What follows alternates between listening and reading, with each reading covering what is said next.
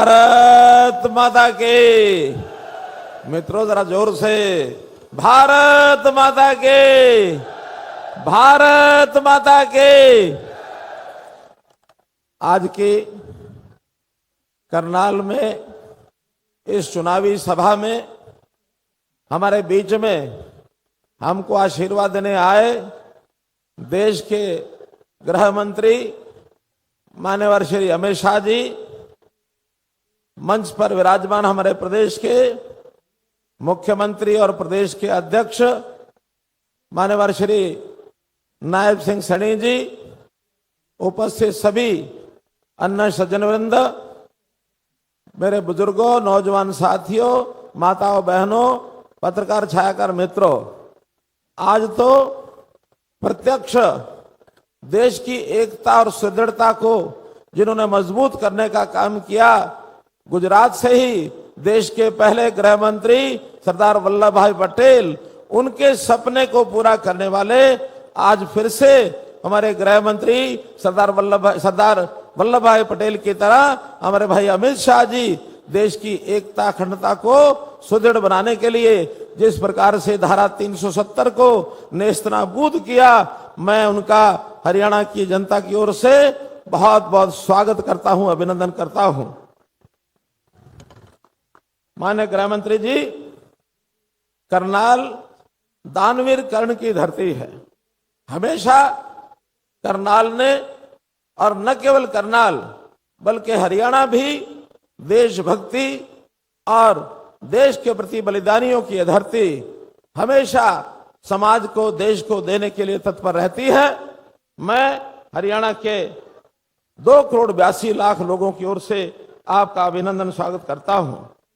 बहुत गर्मी, सूरज की गर्मी, तपेश और चुनाव की गर्मी, इन दोनों में भी इतना उत्साह और इतना उमंग हमारे लोगों में जो हरियाणा में दिख रहा है, निश्चित रूप से मैं कह सकता हूं कि जैसे प्रधानमंत्री जी ने गरीबों की खुशहाली के लिए मोदी गारंटी ये हमको दी है, हम भी हरियाणा के लोग 10 लोकसभा की सीटों में 10 की 10 जीतकर, और यहाँ पर जो उपचुनाव हमारा करनाल विधानसभा से जहां हमारे मुख्यमंत्री श्री नायब सिंह सैनी स्वयं चुनाव लड़ रहे हैं, हम आपको 11 कमल खिला करके देने की गारंटी दे रहे हैं। मेरे मित्रों, भाई बहनों, आपके ब्याह पर यह गारंटी दे रहा हूं। यह गारंटी देनी चाहिए कि नहीं?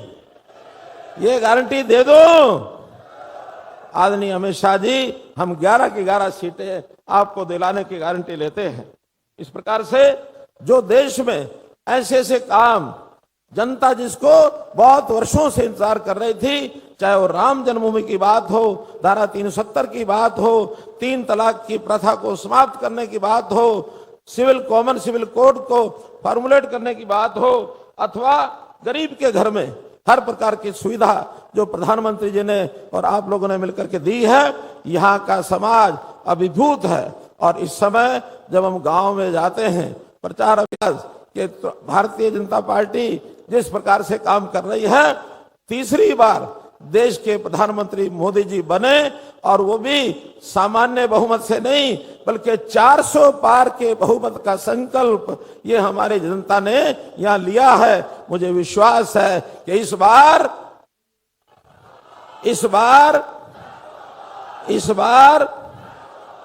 तीसरी